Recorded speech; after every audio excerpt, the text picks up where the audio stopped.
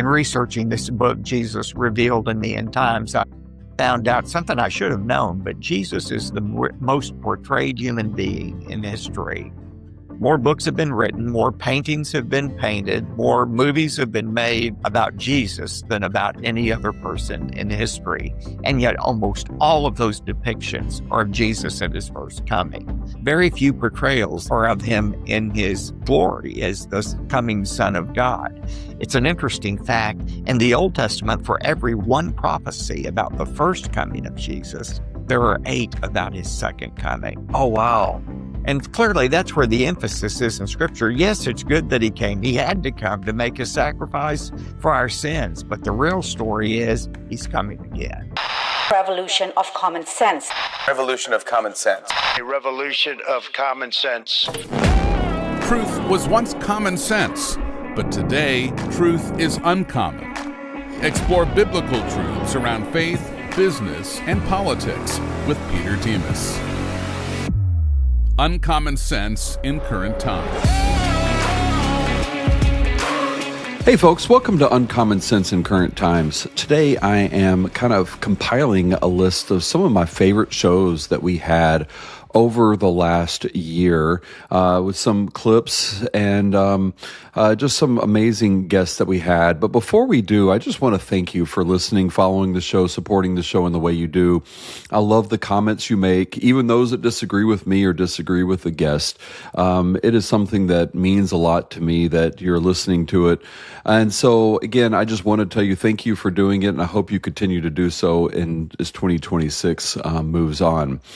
So before, when we start this, I kind of want to talk a little bit about each of the guests. And one of the first ones I have is somebody who has been almost a hero of mine, which is Greg Koukl. Greg Koukl wrote the book Story of Reality and Tactics, and it's incredible. Books, if you can ever get an opportunity to read them or study them with your family. But my interview with Greg had to do with the fact that Christianity explains reality better than any other worldview out there. And we have a big discussion around some of the issues of the world and of the culture and how that works. And I really enjoyed the conversation with him. He's very easy to talk to, and I encourage you to listen to the full interview. But meanwhile, here is a clip from that interview. I'm going to tell you something, Peter. Faith has not done a thing for me. Jesus has done all the work in my life, not my faith. And so notice how when you talk about faith, that is the subjective side. That's what I have and I'm doing. And this is what people want to say. Some Christian gets lost in the woods for 5 days. Oh, his faith saved him. His faith didn't save him. God saved him. But they don't put it that way because God is outside of us, objective reality. Faith is the inside subjective thing. And it's easy for people to talk about that like it's a spiritual fantasy, and that's fine. You're welcome to your fantasy. And that's the way they see religion. And so when I wanted to carefully explain the Christian understanding of the world, I used the word reality because what Christianity is a picture of reality. In fact, every religion is intended to be that, is to tell you how the world actually is. But that's been lost in recent times, ever since the Enlightenment, really. Especially in the last 50 years, that's just you're welcome to your fantasy. I just want people to understand that we aren't talking about our fantasy. We are making claims about the nature of the world. And so when I say Christianity is true, I mean true like when I say gravity is true. It's true to the world itself. It's the part of the structure of reality. Now, we need to defend that, obviously, but I don't want people to be confused about the kind of claim we're making. And not only is the world confused, but massive numbers of Christians are confused as well. So that's what informed the title of the book, The Story of Reality. So when you reference it as faith, and I've always kind of chuckled because I have faith that we were going to connect through Zoom, that I could see. Right. I don't understand how it works. So it has to be faith. I know that somewhere it goes up the satellites, comes down. So I know there's a faith component into this. Sure. But it is not something that is something I'm going to be worshiping now. And it's So not frivolous either. It's no, not a leap of faith in the way that people think of it. right. So from that sense, do you think we use faith the way that you were talking about it as a means of softening it? Because so therefore we don't have to be put in a position to defend our belief in God, or to defend, or feel like we have to defend God himself. Is there something there involved in that? Well, I think it's not so much softening. That wouldn't be my take on it. I think it's just a habit. And the habit 50 years ago had expressed a different set of concepts or content than it does now, because so much of religious views have been relativized now. Oh, that's your view. Everybody else has their view, and that's all you could say about it. Okay. And so I'll just tell you something, Peter, and you know this from reading the Tactics book. I don't use the word faith anymore, because I think that word has been so corrupted to communicate anything meaningful about our own, watch this word, convictions. All right. I tell people, I want people not to put their faith in Jesus. I want them to put their trust in Jesus. Now, that's what the word means. The Greek word that was translated faith, pisteo, that's what it means. And so this applies to your comment earlier about the Zoom meeting. Okay. You put your trust in the Zoom product, and you had good reason to believe it will do what it was intended to do. You had contacted me. I had the Zoom address. You have the equipment. You've done this before. Bada boom, and here we are. Okay, so your trust was justified based on the information that you had. It's exactly the same thing when we talk about our spiritual convictions. We have reason to put our trust in Jesus because of the evidences that show that he's trustworthy. Now, a lot of people don't know all the evidences, and that's just a part of the process as you learn. And this is what Stand to Reason is meant to help provide for the rank and file Christian.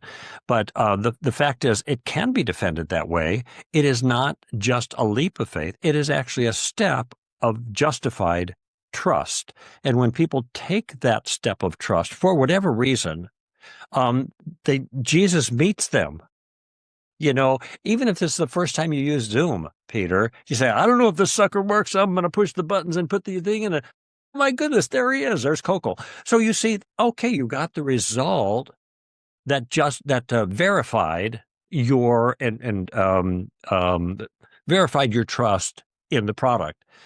It works the exact same way, or is meant to be understood the same way in terms of our relationship with Christ and our convictions about. I even avoid the word beliefs, because that also can be, although it is a belief, but it can be relativized. So our convictions about God, and I think I think we just are in the habit of talking about it this way, and culture talks about it this way, to focus on the individual experience instead of the external thing that we're being involved with. All right, and that's why I think those words are not very useful anymore, and it'd be better if we just changed our vocabulary a little bit to using trust and convictions instead of faith and faith.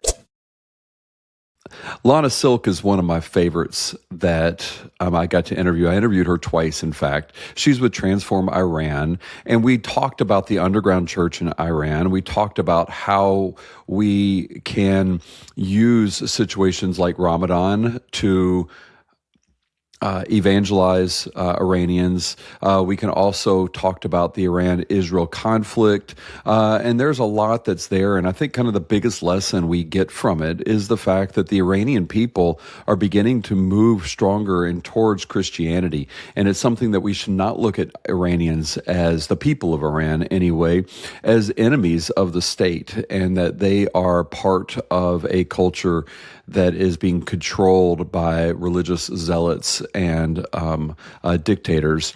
And anyway, it's some fascinating conversations I had with her, and I hope you enjoy this clip moving forward. Interesting to talk about whether Western interest or empathy would fade away as things don't seem to be fixed overnight. We've seen slow, difficult changes in countries like Iraq and Syria. Of course, Afghanistan had a whole different journey. And then, we talk about fatigue, don't we? Compassion fatigue. I've heard that phrase used before, where people Right. just can't carry a burden for a very long time. Like they just get tired of carrying it. So I can see that happening with Iran, the sort of, it's sort of trendy now to talk about Iran. It's all happening. It's an exciting church dynamic. It's an exciting mission field. Will people feel the same way in a few years, 5 years, 10 years? I don't know. I do think, though, that Iran has the potential to surprise us with how quickly and positively things will turn, because there's a much bigger impetus for it, even from within. There's a larger Christian community that Iran has than, for example, we had in Iraq or Syria. And it's a very persecuted community that's been ready for a change and preparing for a change. And there's also a very large community of unbelievers who are also keen to see change in their country. And for them, that means democracy and freedom and equality and tolerance. So again, that's positive by and large. So again, I'm not holding anything solid. I would expect Iran to surprise us. Khomeini said something, and I don't know if I got the quote exactly correct, but it's like something like, "Let this land burn if Islam spreads." So it seems to me that the regime can see total war, even if they lose, as a path to spiritual victory. That seems kind of concerning, considering we're trying to talk about a ceasefire, we're trying to talk about talks. Is that seen to be the attitude of the regime change, even though it is not of the people, but does that seem to be the attitude of the regime? Yes, exactly right. I'm not anticipating a long-term peaceful solution for things to stand as they are now. Israel and Iran have different objectives here as far as what success looks like, what peace looks like, what victory looks like. Israel is talking about eliminating a threat to their sovereign nation, and a real threat. It cannot happen for Iran to become a nuclear power, and Israel did something about that. So from Israel's perspective, victory looks like inability for Iran to attack them in the way that they thought they could, and to sort of weaken them in that way. From Iran's perspective, victory looks like an annihilation of Israel at any cost, a cost to their own people, as you've mentioned before. And more recently as well, people have taken, just this week, there was an announcement on state TV that it would be absolutely acceptable for half of the Iranian population to be wiped out if that meant the supreme leader could be protected and Iran continue. I mean, they're not even pretending to be wanting to protect their country. Leaders like the leaders of Israel have an interest in defending their people and protecting their people. And that is a consideration when they go to war. They want to think about what the impact of that would be on their people, how they would protect and defend them. Iranian leaders are not thinking that way. Their people are not a concern. They have an objective, a religious, ideological objective to achieve, and they're not going to stop with any kind of potential ceasefire or negotiation. All of this, in my mind, is just games and strategy and a longer term.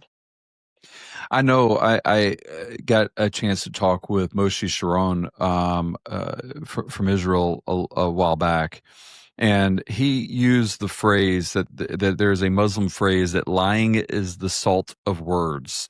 That sometimes you have to lie, and part of that negotiation, I asked him, how do you negotiate with someone that is in that situation?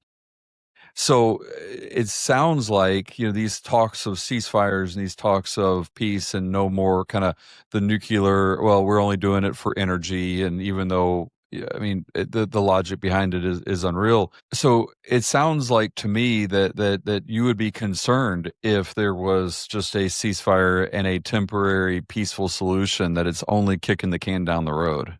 100%. And if anything, making things worse down the road. If the government now was to stay as they are in Iran and continue business as usual, it will for sure be worse for Iranians in the short term. There's this sort of heightened paranoia now amongst the leadership of Iran. They're looking for spies. Israel was extremely precise and effective in the way that it acted this last week to 10 days. And the government wants to know, how did they know where everyone was, where everything was? How did they produce the results that they did? And that, of course, leads them to look internally for the traitors. And people are being brought in right now for questioning and interrogation. They're suspicious of people. They've increased their surveillance and monitoring of people's communications. Of course, we had an internet blackout for multiple days. They wanted to stop people contacting the outside world. Some of that would have been for sharing intel. Some of that was because they didn't like that people were sharing images of themselves celebrating as Israel bombs were landing in their country. I mean, that's terrible PR for the Iranian government. Right.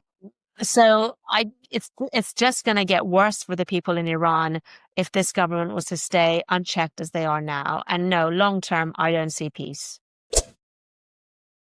When I was at the NRB show in Dallas, I had the pleasure of interviewing Robert Jeffress. Pastor Jeffress has been on air for many, many years. His voice is extremely familiar to me.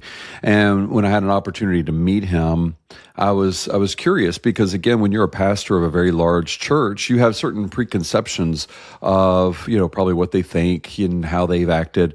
And I was able to talk to him and kind of challenge and push him a little bit, talking about our role as Christians in culture. And he handled it just amazingly well. He is clearly knows his stuff. He is an expert in the field, but also you could just tell that it just plays out in his life and just the way that he answers, both in his boldness as well as just his grace that he shows. And so it was just an honor to interview him, and I hope that anyone has an opportunity to listen to him preach. I highly encourage you to do so. But here is a short clip from my interview with him. I think there are some Christians who are fearful about the end times because of ignorance. They just don't know what really Jesus is going to do, right, and all of the blessings that will accrue to us when he comes again. But then obviously you can't really deal with end times and Jesus' return until you deal with the tribulation. So is the tribulation though something that I guess really kind of almost asking, is it like pre-trib, post-trib? And I don't want to get into some big theological debate on that. I think it's an important question. Is there part of it there? I think it's an important question. Look, Jesus never promised a get out of problems free card when we trust in him. I thought I saw that somewhere in there. Yeah. Well, and listen to some people and you would think that. But Jesus was very clear. He said, in this world, you will have tribulation. That word tribulation means pressure.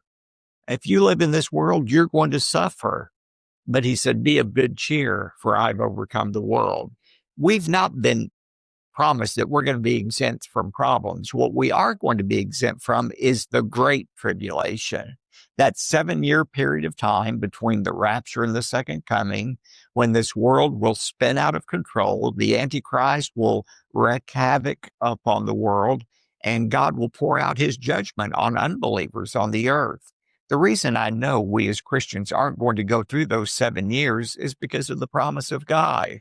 Romans 8:1 says, there is therefore now no condemnation awaiting those who belong to Christ Jesus. We may suffer the wrath and the condemnation of other people. We often do as Christians, but we never have to fear God's wrath, which is what the tribulation is all about. So as we look at this, then, if we don't need to fear the tribulation, and even if it was a post-tribulation theory on it, there's nothing that we can really do about it anyway. So why is it important to let people know, what's going to happen at these end times? It seems like it's just out of our hands. So why should we matter? Again, I think it's to look at it positively. The reason to know about it is so that you won't fear the end times, and so that you will look for that blessed hope, is what the Scripture tells us. And we need to see Jesus as he's coming in all of his glory. That's what the word revelation means. It means the unveiling of Jesus Christ. And the book of Revelation is not about just events. It's about the person of Jesus. And interestingly, people say, oh, that book of Revelation is too complicated. I can't understand it. The book of Revelation is the only book of the Bible for which there's a special blessing to those who read and understand the book. God wouldn't give us a book we can't understand just out of, sadistic characteristics. We'll give you something you can't understand. See how confused I can make you. No, God gave us the book to understand it and to obey it. And that's what the blessing is for in Revelation, to understand and obey it. Peter said it this way in 2 Peter 3. He said, since all these things are to happen in this way, what sort of people ought we to be in holy conduct and godliness, looking for and hastening the coming of the Lord? There ought to be an application to all this end time study. It shouldn't be just something we fill up a notebook with and file away. It's truth that's to be lived out. Jesus said in John 9, work while it is still day, for the night is coming when no man can work. So do you think then that part of the problem that the church has had in the last, say, 30, 40 years, that we have been looking at strictly Jesus from the time when he was walking on earth, as opposed to looking at Jesus after his ascension? In researching this book, Jesus Revealed in the End Times, I found out something I should have known, but Jesus is the most portrayed human being in history. More books have been written, more paintings have been painted, more movies have been made about Jesus than about any other person in history. And yet almost all of those depictions are of Jesus at his first coming, whether it's in the manger at Bethlehem or whether it's, kneeling by the rock in the Garden of Gethsemane. Very few portrayals are of him in his glory as the coming Son of God. It's an interesting fact in the Old Testament, not the New Testament. In the Old Testament, for every one prophecy about the first coming of Jesus, there are 8 about his second coming. Oh, wow. And clearly that's where the emphasis is in Scripture. Yes, it's good that he came. He had to come to make a sacrifice for our sins. But the real story is he's coming again. Evan Owens is a friend of mine. I met him actually through Reboot Recovery. We were trying to partner with a nonprofit that helped veterans. And at that time, he helped veterans overcome trauma using a biblical worldview. And he since expanded it to first responders. And now he's expanded it to all over the nation for anybody that is suffering trauma.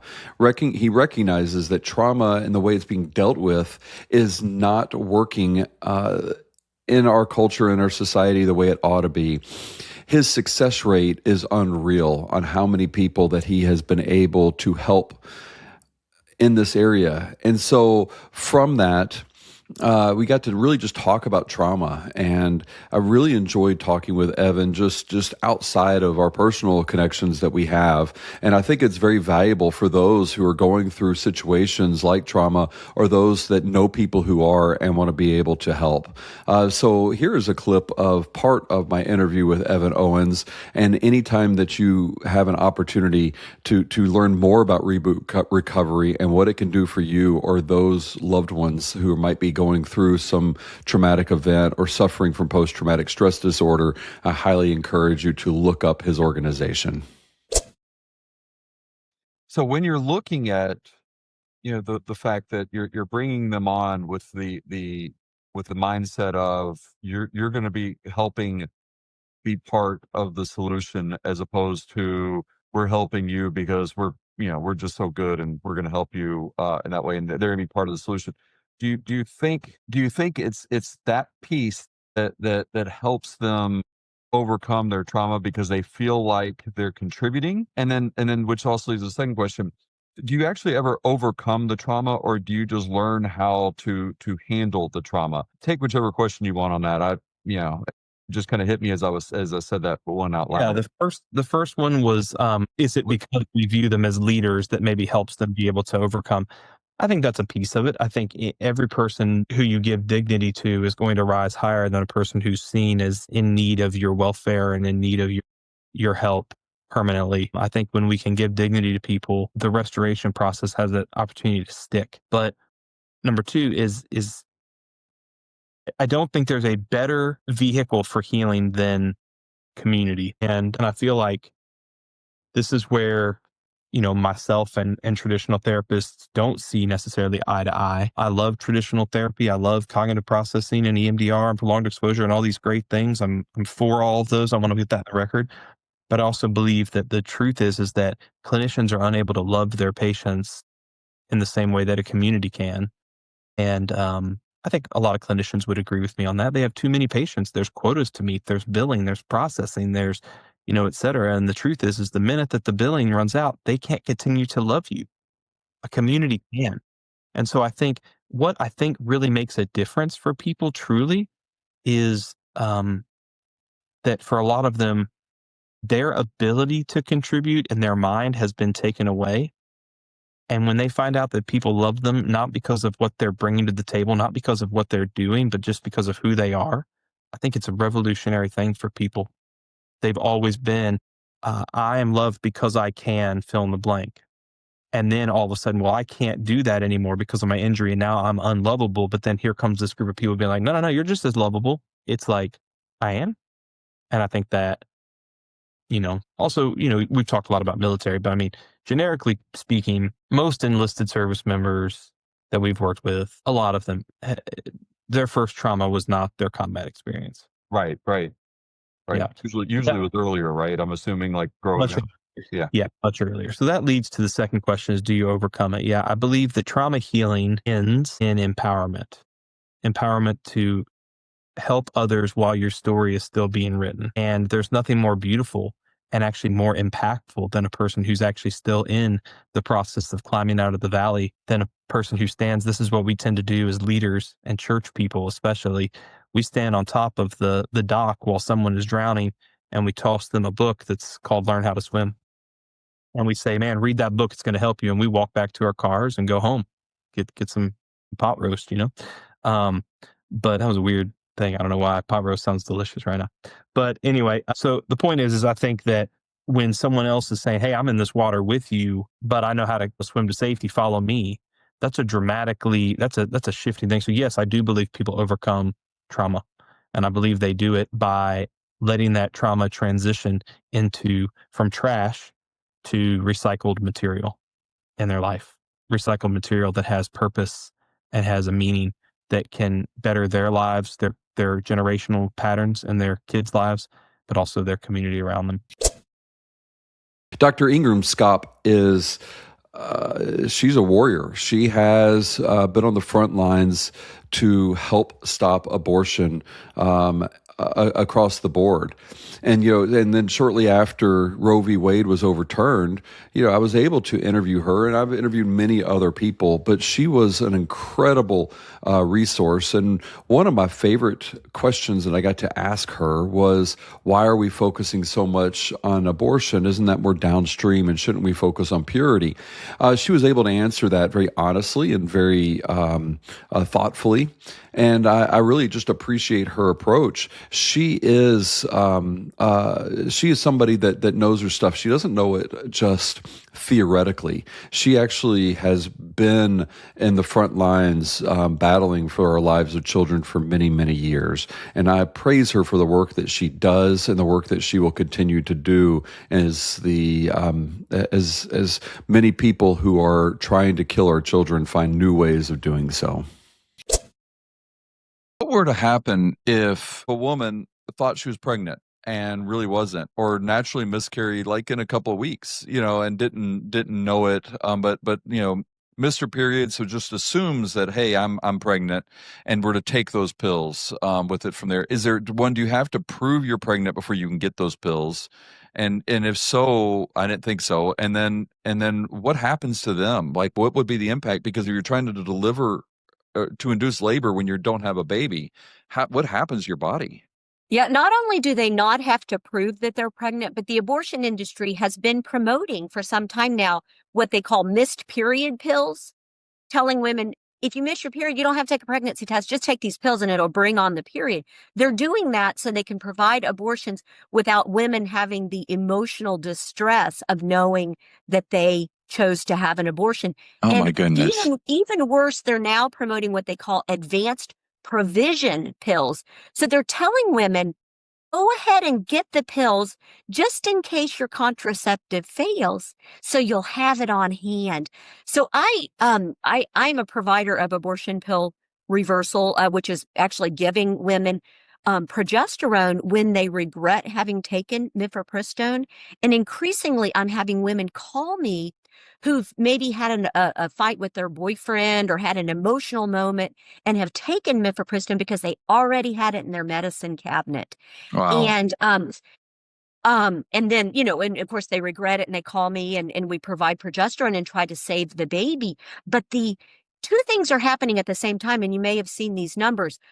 Babies have been saved in pro-life states like ours. There is very good data that births went up and that we are seeing more children born. But at the same time, abortions have gone up. Right. And I think that's because of this, because they're just making these drugs so easy that women who maybe they just aren't even careful with contraception because they think, well, I can just use the missed period pill, right? Right. And so that is happening. But in answer to your question about what happens to a woman who takes the drugs if she's not pregnant, probably it'll just bring on her period. But these drugs aren't totally benign. They can increase the risk of infection. They lower a woman's immunity, and they can make her bleed heavily. So there's certainly much easier ways to bring on a period if a woman misses a period than taking these drugs. One of the things you hear frequently is creating a rape and incest exception, which I think logically doesn't make a whole lot of sense. But what's interesting to me is listening to what you were saying is that now it seems like this is an extra tool that a rapist has to be able to use in these situations, again, regardless of whether or not they're pregnant or not. It's if I have this available, I don't have to worry about having this problem. And it seems like it would increase more danger to women outside of medically than it would otherwise, at least from their security standpoint. Do you agree with that? Absolutely. There are abused women whose abusers are giving them these pills. This has been documented.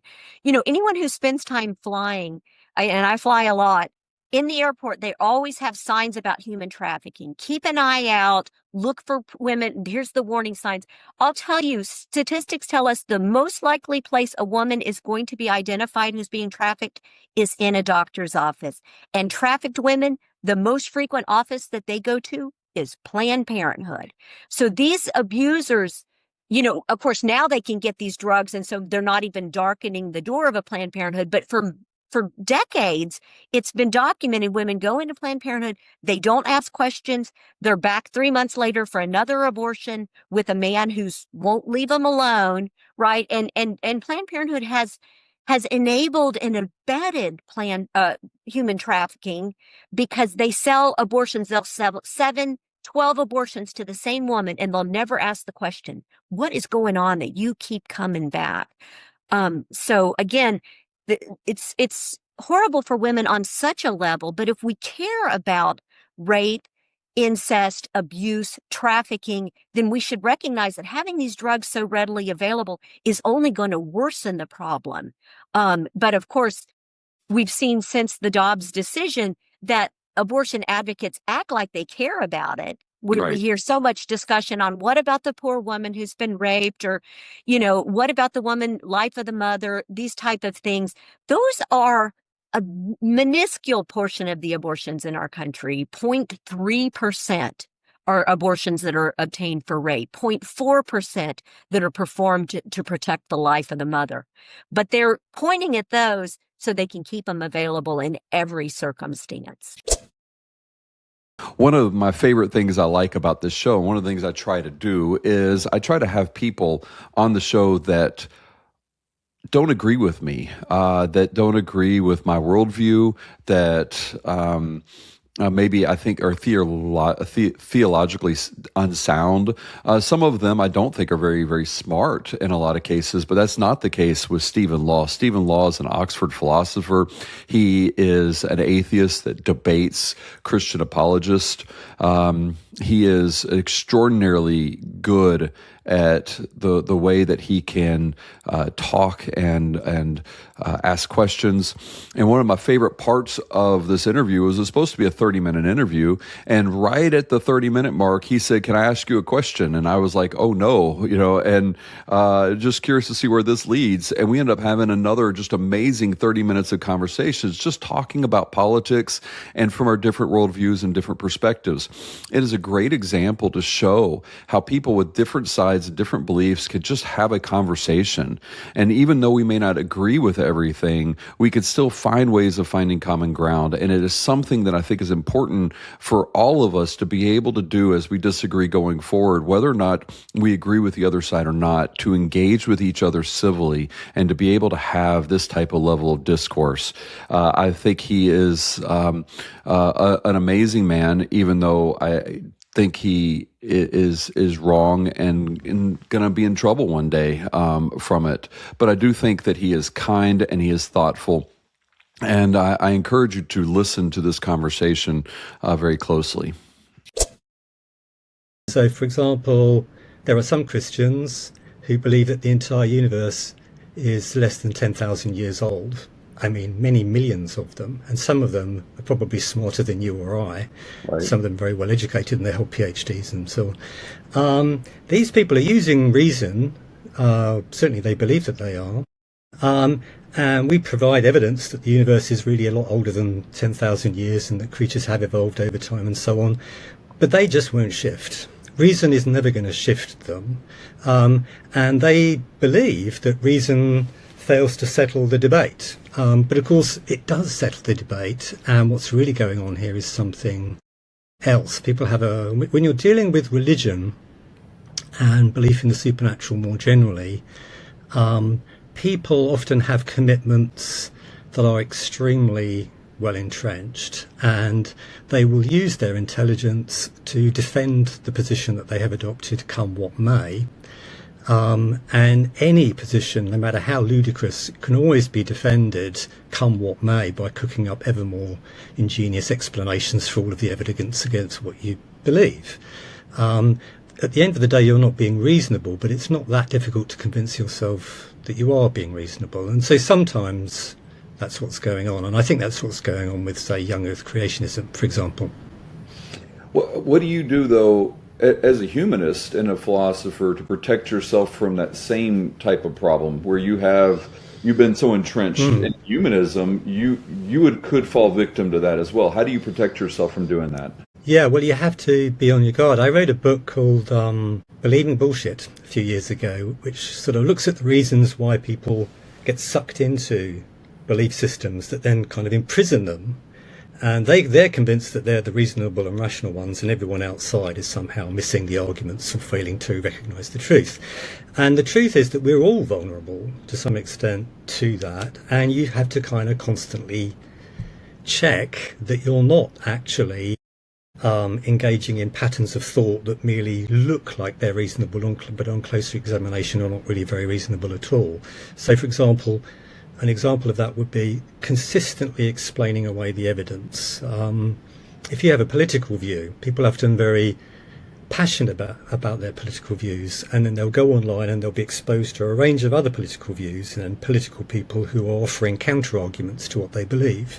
And sometimes they may present very powerful arguments against what someone believes. And at that point, it's very tempting to just start cooking up explanations. Well, that's fake news. This person is biased. Whatever it might happen to be, you find a way of dismissing the evidence, of explaining it away, of putting things down to bias or misrepresentation or whatever it might happen to be. And in that way, you kind of maintain the illusion that you're being reasonable. And so one of the things that you do when you kind of engage in critical thinking is you subject yourself to an investigation of that sort. Am I doing that? You check yourself for your own biases. your own cognitive biases and so on. And, you know, we won't, no one is going to be 100% successful at doing that. I catch myself falling for fallacies and so on. I catch myself engaging in a bit of wishful thinking every now and then, or just explaining away evidence that really I should be engaging with. We all do that, and you know, that's the best we can do. Applying reason as best we can is really our only defence against that. I can't really think of any other way of doing it. So that's what we need to do. So when you're dealing with things that aren't reason based, and you might disagree with this, because again, in your debate with Akins, you were talking about like objective morality. You're talking about you know, how do you deal with things such as right, wrong, evil, good? How do you deal with that as a humanist, because without having a standard of right, wrong, good, and evil? And I know you've dealt with this issue many times, but I don't know how do you handle that? Yeah. Well, it's a very complicated question, and philosophers are divided over whether we should be sort of moral realists or moral anti-realists, whether there are objective moral facts out there to which we're answerable, or whether there aren't. And there are many different moral theories. So, you know, you could be a utilitarian, or you could be a Kantian, or you could be a virtue ethicist, and so on. Now, all of those the only one that's not available really to the humanist is sort of divine command theory, or any view of morality which roots it essentially in God. But all of the other alternatives are available to humanists, and there's no particular kind of theory that they're obligated to sign up to. It's a good question, you know, what is the basis of morality, and how do we know what's right from wrong?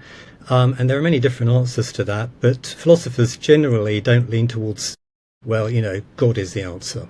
I think one of the concerns that I would have about people pressing that question is that it's not, and is widely considered not to be, a particularly good argument for the existence of God, the kind of moral argument. But it's extremely popular with apologists. And the reason it's extremely popular with apologists is because it has emotional leverage. You can induce a kind of moral panic in people by going, but if there's no God, then anything goes, and there is no morality, and right and wrong are just whatever I say they are, and let's just go with that. You know, we that's what you're going to have to accept if you don't sign up to theism. And comparatively few philosophers would agree with that. I don't think it's true, but boy, is it psychologically effective. People get very quickly really quite panicky, and so it has considerable emotional leverage, despite the fact that it's not widely considered to be a terribly good, you know, academic argument for the existence of God. So, folks, these are some of my favorite shows that we have. Once again, I want to thank you for listening. I want to encourage you to reach out to me. Let me know if there's guests that you know that would want to be on my show, that if there are topics that you want me to talk about. I've done some solo shows as well. And so just anything that's there, because again, I read every one of the comments that I can, and you can always inbox me directly through my website, which is peterdemas.org. And I just appreciate that. But I also want to thank those that put the show together. It is not something simple and easy. There are video editors. There are people that reach out and try to find the guests to come onto the show, that give me background on it so that I know what type of questions to ask. Sometimes I find that people, and they have to try to reach out to them, and there's a lot of work involved in this process. And so I just want to thank them as well, and it just takes a whole lot of people, including you, the audience, to make this show successful. So thank you so much, and God bless you.